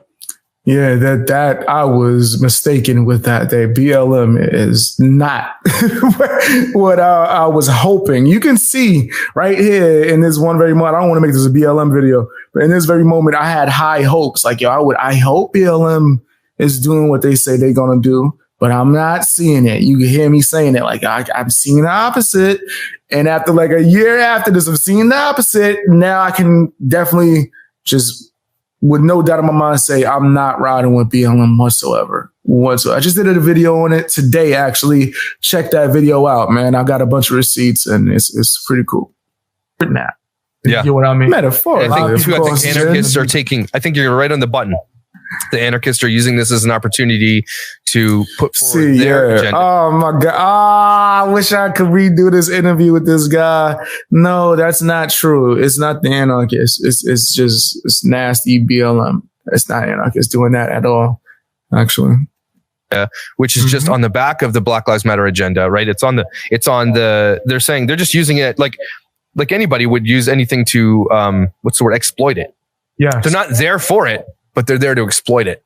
And so that's kind of what he's saying is not wrong. It's just the word which is the mainstream media that's making people believe that it's anarchists doing all these things, fam, when it's not. It's other groups that's out here wilding in these streets. Actual anarchists want peace. And there's different branches of anarchy. I fit under a branch that not that many other anarchists respect because I lean towards the right side. But that's a whole different video I could probably do. But yeah, what he's saying is right. The people were taking advantage of BLM, and that's BLM. Just what they nasty ass get off their anarchy. So you're in the heart of it. Do you go out a lot anymore, or like is it just not even worth it anymore? Like how is it? What's going on now in the city? I'm really super introverted, so I try not to go out. But when I do, because I still have to, I go to visit my family members. Life's too short, man. No matter what's going on outside, I make time. Like maybe once or twice a week to go visit my mom, visit my brother, stuff like that. And it's a lot more calm down depending on the night, like the time of night. A little bit later, still a little bit crazy. People are outside just wild. Like a term that, did you see what was the movie about the Central Park, Central Park 5? Boys? Yes. Remember that they had a term called wildin', where a bunch of group of, that happens a lot still. Like you'll just be walking down the street, 11 p.m. if you're walking around, let's say you work late or something, and you'll see a group of guys that's just walking around throwing trash cans against the wall and stuff like that. Other than that, it's way more common. It's people starting to ease up a little bit. But you're still straight up out as soon as you get the bank in your pocket. You've already got the suitcase by your door. You're like heading out. It's a revolving door. It's going to calm down and go up, calm down. That's the way it is in the Bronx. It seems like something's going to happen throughout history. It's going to cause everyone to uprise and get crazy again. And it's not going to be a safe place. Yeah. All right. Let's get into some lighter topics. I predicted it, huh? Yo, fam, you better start calling me Psychic Beast Boy. I sure enough did see all this other stuff that's been going on recently coming. Wow. Topics then. Because I appreciate your candor on that. And it's important, I think, for a lot of people to hear. But let's say your YouTube star hits. Where are you going to go? Where are you going to take your mom? You're going to go to Florida, or is that too creepy? Are you going to go somewhere north? What's your dream?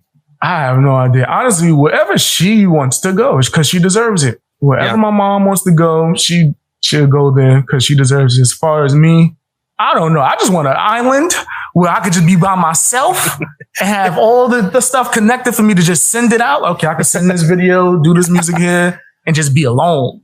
Pretty sure Epstein Island is up for sale if you want to buy that one. I don't want nothing to do with that island. I don't want to go near that island. If anyone tries to bring me to that, I'll turn it back around, go to the one next door. That's not a joke that I thought he would make. Just pull a U-turn. This is another island. How that island doing over there? I bet you Will Smith sold one of his islands he got. You started YouTube about a year ago. You're growing pretty fast too after this whole situation with Micah and everything. And so what has been your topic like that has been like your jam to talk about? Like this is the one you're most passionate about, the one that you want to see something done. What has been that topic for you? Honestly, it's one that not a lot of people cover, and I want to cover it again.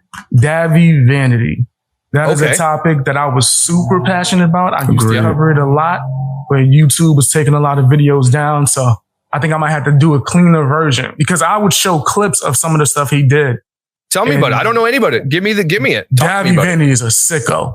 He's hiding a lot of nasty things behind music and using it. This is crazy, fam. And a lot of people, especially fam, the automatic is just as what people say against me is, all you do is cover females. And that used to be a big thing that people said. And I used to do Davy Vanity videos like it was nobody's business. Like, I did crazy amounts of research into that situation. It was disgusting as hell. But yeah. And as an excuse to talk to young girls, the first case we can bring up is where he went and met up with a so-called fan after the mother purposely waited for the mother to go to work, stayed alone with this girl who was, I believe, 13, 12, and then forced himself on her. And then the cops just left it alone. The mother left it alone. Why? As long as you just stay away from us, we don't want to press charges. Just stay away from us from now on. That's what she did. Is this a relatively famous rapper? No, he used to be like MySpace famous. A lot of people are bringing him up. This is Mr. Children Exploitation. He don't know who Davy Vanity is. That's crazy. Yo, fam, people just be picking whoever to be their champions. This man literally he don't know who Davy, fam. That's like his style of content. That's what him and his buddy Sloan, that's they swag. And they don't know. That's wow. That just shows you guys. That shows people just come on here and they put up a front. They don't actually take time to research and think. That's crazy, bro. More recently, I bring him back up because of his association with Jeffree Star. Oh, him and Jeffree Star were like super buddy buddies. Jeffree Star exposed him years ago, saying this guy messes with little girls. I don't want nothing to do with him. And then like maybe not that long after, started a new tour, dropped the album, and went on tour with him and said that all the stuff that people have said, we don't know, we can't confirm. So we're going to act like it never happened. So he called him out. Then reignited a relationship with him and toured with him. Yeah. Jeffree Star did. Yes. What's your, I don't know a ton about Jeffree Star. I just know that he's a makeup YouTube sensation. He does makeup tutorials. He had the same upbringing as Davy Vanity. Both of them were just musicians that did just dumb, stupid stuff to get attention and said crazy things, wore racist outfits. It's just that Jeffree Star went a different direction and soared and became like super rich. And Davy Vanity still trying to do music and still taking advantage of young girls. That's crazy. But Jeffree Star comes from the same world. There's actually footage. I had a video that had footage of Davy Vanity grinding with a little girl on stage, grinding while Jeffree Star singing and danced in his outfit right next to him. I have footage of that. You still have it. If you don't mind talking about that, how do you get what you're going to talk about? How do you research and find out, okay, I need to talk about this? Usually, and I hate to make it sound cliche, it's whatever grabs me, man. It's whatever randomly just grabs me. Most of my supporters, they'll send me stories or emails of things they want me to check out, and I check out everything. I look at a bunch of YouTube. I'm subscribed to almost every commentator ever, and I just scroll through and I watch every single video. Every single video. And then whatever catches my attention, like, whoa, this happened, but no one really mentioned this. Right. Those kind of things. I'm on it. Like the last thing I did was I give my opinion, maybe some things that some people didn't notice or some people didn't speak out or something I think that is important that we need to mention. Like I think the last thing I did that with it is the James Charles situation. I was just up checking it and I didn't see at that time only one person spoke about it. I just jumped on and started doing research. I remember that. I was early on that one. Mention this and pull this out to attention. That's usually how it is. Something grabs me and I just start getting into my research bag and come out with a video. Oh, I love it. And mind you, that was the first allegation that I'm referencing. I think that video is still up. I was like the first, the second person to speak on that situation when it happened because I was up at 3 a.m. for some apparent reason. But yeah, I remember. Okay, and that's kind of like I do the same. So I think as you get bigger too, and I wouldn't consider. I think we're kind of like mid-level YouTube. I like being this, to be honest with you. I'm not sure what a rising star on YouTube does to help anybody except for monetary gains. But I think I was talking to some of my mods yesterday and I just had this thought about why is there so much competition? I get what you're saying about the drama and some people have to manufacture because it's important for the thing. And they might even be calling each other and being like, let's do some drama because it's good for the business. But wouldn't it be cool? And I'm not sure this exists and maybe but wouldn't it be cool to have a bunch of collaborators, YouTubers, creators who are in a network together of support and we're just talking to each other, we're propping each other up, we're shouting each other. All right, so peep this, right? Remember when I told you guys that the Dad Challenge podcast was trying to sign me about a year ago? This is the start of that conversation. I have private DMs that I am going to leak. Hey, you false flag me, pimp. All respect goes out the window. That actually shows him asking me to sign with this this thing that he was trying to start. But here's the start of it. Here's him blatantly saying yo, we're gonna do this MCN. You should sign with us. I didn't know that's what he meant in time. I thought it was like this because he did say he was trying to go on a tour as well with me, him, and Sloan. So I was just like, yeah, I'll do it. But when he hit me up in the DMs, I was just like, no. I blatantly was like, nah, I'm not doing that. I'm not signing with you. They're out instead of the negative side of everything where we're just always like, oh yeah, this person said this. Why doesn't that exist? Because we're not in competition. They're going to watch me. They're going to watch you. They're going to watch Sloan. They're all going to watch us. People act like that's not the case though. That's what happens. They don't realize that your supporters, even your biggest supporters, will watch other creators. People act like that's non-existent. They just want it for themselves. That's how I It's would so be weird. number one. And so I'm all about, I guess it's maybe the way that maybe I was raised and you were raised as well, is probably, it sounds like you probably weren't raised with wealth.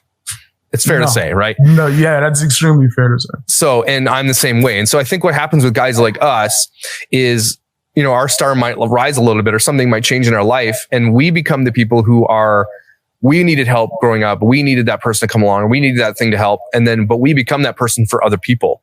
And so like, I think, wouldn't it be cool that you, me, whoever, Sloan, anybody who wants to join this thing is just helping boost up smaller channels, and then comes over time that where we just keep talking about it was a cool idea. Doesn't work because I tried, and every smaller channel I've boosted up has now become like detractors of me. They literally do videos on me like I'm without a crystal ball, which is fine. That's fine, by the way. It just sometimes it doesn't work like that. Humans have this greed, like to where it's never enough. It's never enough for them.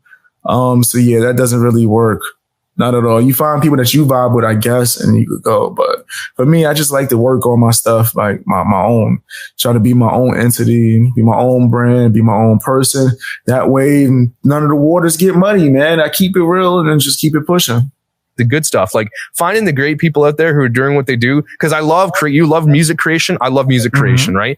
Wouldn't it be cool to just have like this place? I know this sounds like it's so utopic, but, it's possible. But I mean, that'd be cool. That's why I thought I talked to Beast, talk to Sloan about everything that we can do together to talk, but still do the drama, still uncover truths, uncover, you know, nasties or like the chachi people. I just think that'd be really cool. I thought that was really one of the reasons I reached out to you and said, yeah, let's just do this together. And just be a positive influence on YouTube. Why can't we be positive influencers? That's true. Right. That is true. Like we don't have to be nasty to report nasties. So yeah, exactly. I think report. Now, how true did he keep to this? If you watch any of his content now, especially on his second channel, his what he calls it, his snarky channel, how true did he keep to this? Nasties and chachi people and all this stuff is so important because otherwise, and so I think here's another reason I think that we're really connected is that we grow up in these areas in poverty and like low income and probably get bullied and everything else. You have to jump over a dead body. It's crazy to me, but there's so much injustice that you've seen probably even more than I have in where you are. You've been robbed 3 times. You've had some crap dealt to you. Your stuff's been stolen. And holy crap, what is he writing? A BXBeastBoy book? God damn, brother. You memorized the hell out of my life. That was fairly fast. Like it was like instantaneous. Is that you get this uneven level of justice in your life. And so now it's like your voice to be the justice for people who can't get it, I think. Yeah. Yes. And I've always been that telling me my whole life. When I was in high school, the guidance counselors used to call me like the superhero guy. Like I was always getting into the fights with people that can't defend themselves. That was me. I was like the bully slayer. Anyone who tried to bully, I'm crushing them. So I think that mentality has come over to YouTube 100%. When people can't speak for themselves, so I don't see. That's done. That is done. That ever is over, by the way. Bully Slayer. Nah. I'm not riding with that, but that's how I used to be. Like with Micah Stafford. People are leaving the situation alone, and I'm watching you, and you're not, and I'm loving it. You like, no, I'm passionate about this. I'm standing by this. And that's getting me to go, okay. All right, let's get back on it. Yeah, let's not let her slide. Let's definitely do that. As soon as she drops the video, we're all going to be coming out like right out of the gate. Like we're it's going to get crazy. I'm waiting. She did a little clip just to test out the live stream the other day. I was on it. Yeah. Oh yeah. People and there was hundreds of comments and they're like, oh, we can't be on this because you can't mask it all. You can have mods sit there and say like filter every single comment. Sure. Right. But then you're going to have 4 comments because everybody who's watching your video is going to be the 5 supporters who are going to give you 5 supportive comments is not going to match the 5,000 people who are watching your video. That's what's going to happen. I think that she has more support though than we're giving her credit for. I really believe it because just look at your comment section. Look at the negative. I know you get them because I get them. I get the negative comments all the time. You don't know what you're talking about. You're biased. You jump into conclusions. Why can't she monetize it? If you're going to talk about it, I'm like, whoa, that's kind of makes no sense. But yeah, I think that they have a lot more of a following that doesn't care. When you get that big, I don't think certain people care. You're right. I think, and it's crazy. The words I just said, now it applies to Dad Challenge podcast. People out here just looking to be a part of something, and they become, you get the people who start early in your YouTube career, and they become part of it. And I think that's great. I think you're right. She does have more support, but I don't know how you could ignore all the issues that so many people like you and me and Sloan and like even psychologists have uncovered about her. Like there's just too much. It's too much now. They don't believe us. Man. It's blind. It's blind following. Yeah, they don't care what we say. Yeah, and as we uncover more, it just gets worse. It's not. There's never a redeeming. Sometimes you cover it, and finally you hit something. And you're like, oh, this is not bad. There's never been one where I'm like, it's always like, oh, this is getting worse. This is getting worse and worse and worse as it gets older. So, like every time I look at something that she does, I'm like, oh, she really don't care. She just out here gangster with her and the husband. Yeah, just out here. Oh, you detailing cars now? All right. Yeah, as if you didn't do that last week. Okay. Yeah, just back to business. That's it, right? No ramifications for the actions that you've taken against that's justice against the kid who's going to struggle now in his life, and he's going to have that out there forever. Everybody knows. I hope they changed his name, by the way. I hope they did. I hope he can just have. I hope so, because this kid is going to he's going to grow up knowing that, and it's going to hurt him when he's becomes a developmental teenager. It's going to crush him. That's what's going to happen. And they don't care. They don't care. They just made the money and moved on. Yeah. They trying to make more money. They're trying to make even more. It's crazy. But okay, so first of all, you gave me an idea. Bully Slayer. That's going to be your shirt. I'm going to design that for you. I'm going to send that over to you. You fire up your Teespring. I'm going to send that to you. That'll be fire. I'll definitely have it out there. Why not? My gift to you. I love graphic design. It's like my jam. I love doing it. Really? I had those shirts, but he didn't design it for me. So I'm going to send you a BXBeastBoy Bully Slayer shirt, and you sell it on your Teespring. So you make some more money. We got to get your mom to where she needs to be. Florida, Arizona. I don't know where she wants to go. You ask your mom. Ask your mom. So next time we chat, I want to know where your mom wants to go. I got you. I'm definitely gonna call as soon as we get off at your mom. No. Call your mom right now. I want to know. Are you cool with that? Call mom. Call moms. Call her right now. Call your mom or text her. See what she says. Let's see. She gonna pick up too. Hey, I got a question for you. What do you think of this? Oh, whoa. That was terrifying just now. I didn't know what just happened. I looked at the screen.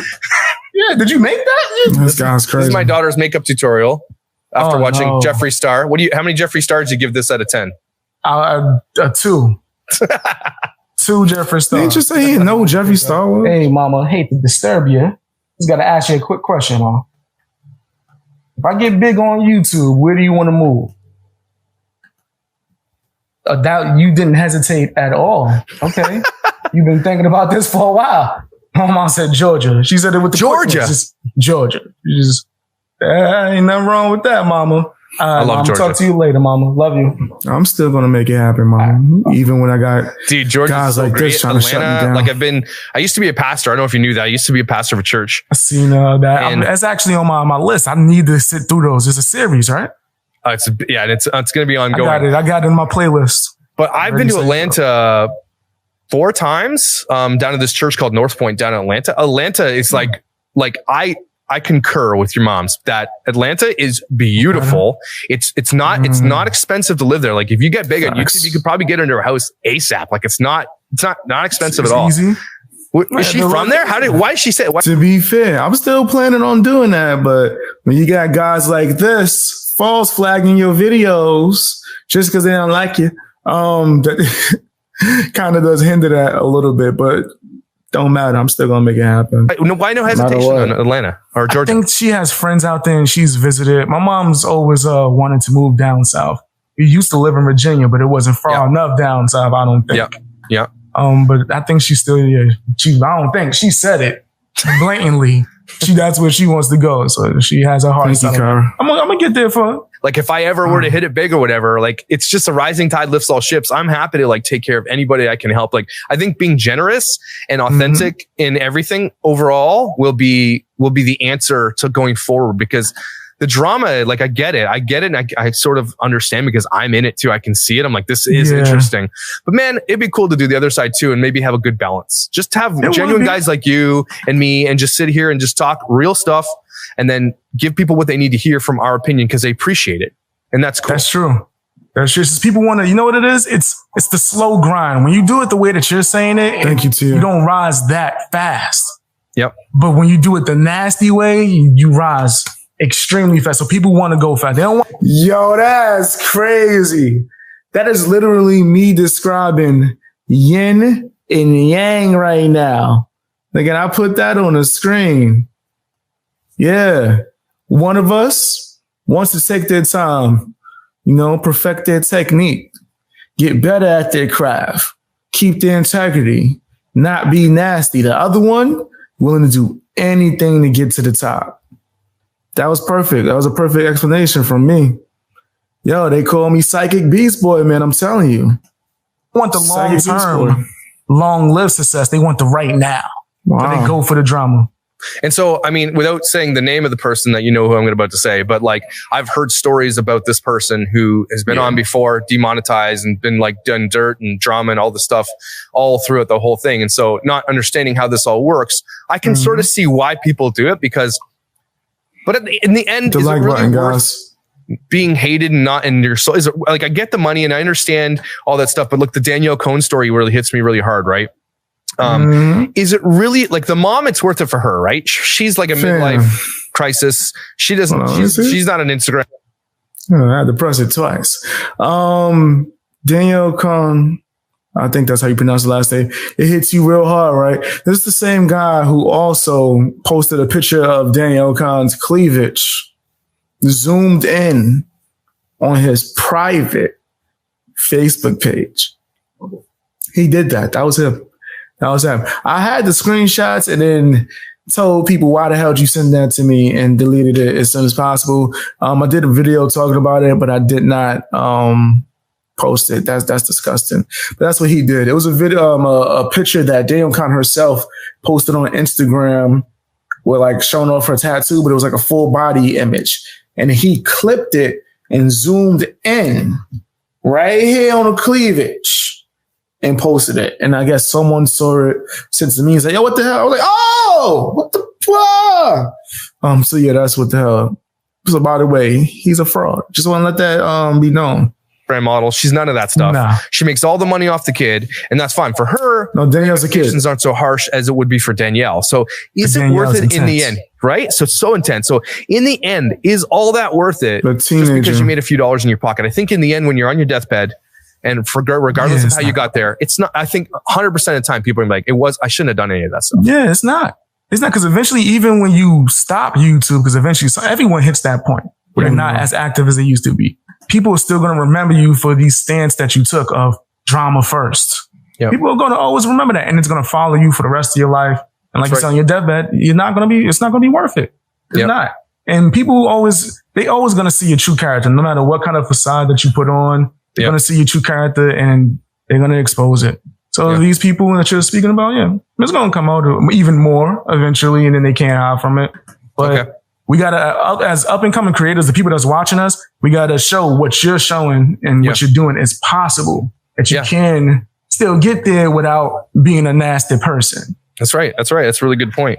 All right. We're coming to close because we're at 45 minutes. Like this is, I can't believe it's in 45 minutes. I feel like I could talk to you for hours. You're such a cool dude.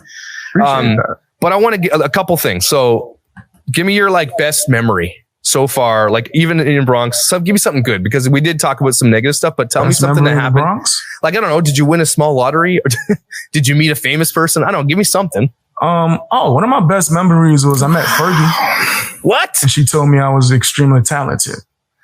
Is she as attractive in real life as she is in the videos? Yes, but she's tiny. She's really small. She's tiny. Like, I did not know that. Really small. Yo, it really is small. Really small. But she's extremely cool. That was probably one of the best moments growing up. That's really cool. I love Fergie. Love her. Yeah, she's dope. Yeah. And then, okay, so for up and coming YouTubers who are watching you, understanding, trying to get where you're at, give us some advice. Give these people who are watching you, what's like, kind of like, Alexa, stop. Could be a place where we shape a lot of people who are trying to get into this. But what's your advice to get into this game? It's equipment, whether it's a piece of advice on what you should talk about. But what do you think these young YouTubers and upcoming should know? Because there's a lot of people who want to do what we're doing, and we're very blessed to be able to do what we do, by the way, and have the audience we do. I would think that, let me see, I would say equipment doesn't matter. it matters, but when you're first getting into it, it doesn't matter. People just want to hear what you got to say. You can be on there with your camera phone, walking around in circles and get at least 1,000 subscribers just like that. Eventually, you're going to want to get equipment, but at first, just get comfortable speaking to your community. And the second thing and the last thing is building your community is the most important part. Yep. Like find the people that believe in similar things as you and just care about your opinion and want to see you talk about these things. Yeah. And then go for it. Don't chase the fame. Don't chase the money. That community is what you want to chase the community. All the rest comes with it. I think the rise comes with everything, right? So when you talk about something you're passionate, like that's my story. Talked about something I was passionate about from a father perspective, from an adoptive dad perspective, Keep trying to one up an me. injustice perspective, and everything came with it. I didn't do it on purpose. And I think that's the genuine. Yeah, that's the genuine way to do it, right? I think a lot of people who fall into something, oh, this is cool. I found this gold bucket of stuff and I get to do what I want and love. So that's really cool, man.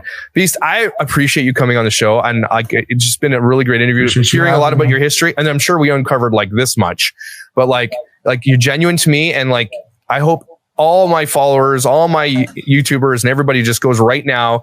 His link is below. Go subscribe to his channel. He's a cool dude. He's got some great commentary and he's got a song. Can you play the song for us? The Nasty song? Yeah, let's do it. Yeah, I definitely can. I can definitely. As long as I'm allowed to white boy dance with you. Am I allowed to? Yes. I'll just do the robot. It wouldn't be. Hey, let's make this everything. Everything's allowed to the Nasty song. Who are we dedicating this one to, though? Who's this one dedicated to? Oh, Micah. Yeah, definitely. This one goes out to Micah and James Stauffer. Definitely gotta play it for Micah. Yeah. You nasty fam, you nasty. You nasty fam, you nasty. You nasty fam, you nasty. You nasty fam, yeah.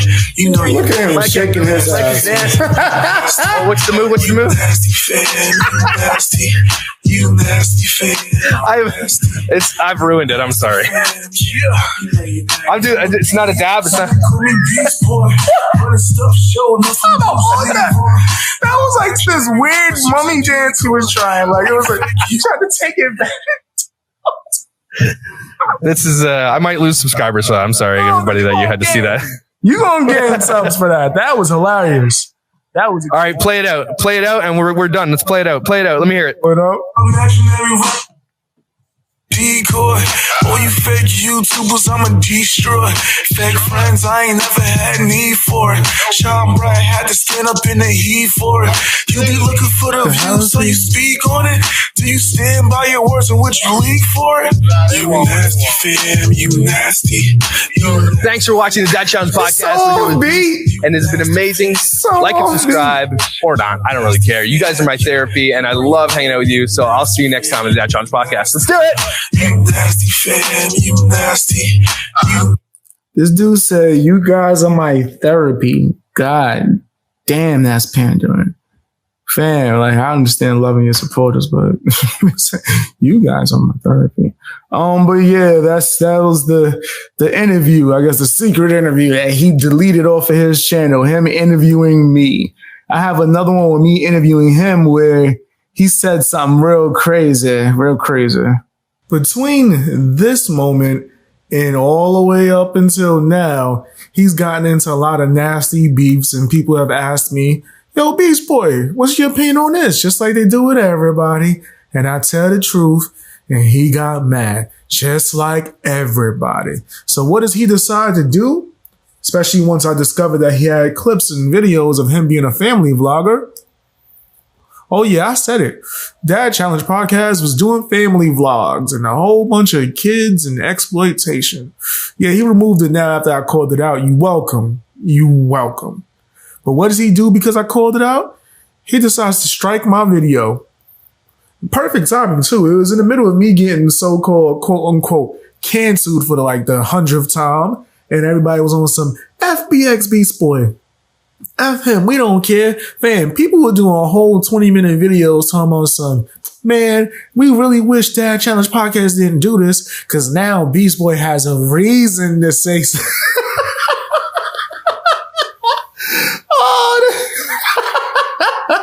Idiots, all idiots, man.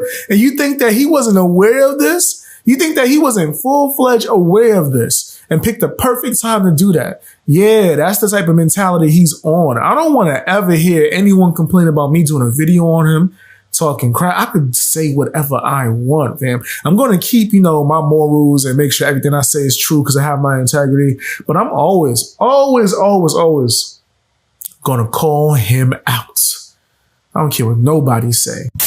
Don't forget to hit that like button and also subscribe. And if you extra nasty, check me out on Patreon or join my channel memberships. If you can't, don't worry about it. I know how it feels. I know how it feels when the pockets is low. Don't worry about it. Just make sure you do all that other special stuff. And if you already subscribed, make sure you hit that bell because YouTube be playing, son. Check that bell. Make sure you click all so you can be notified when I drop new stuff. If you got extra time, check out my podcast. I'm on Spotify and Apple and a whole bunch of other stuff. And if you want to receive a text every time I go live or whenever I got an announcement, you just want to know ahead of time, sign up for my text service, man. Look in the link. It should be in the, look at the link. Check the description, okay? Check the description. It should be a link right there to it. See you guys later. Watch more of my videos.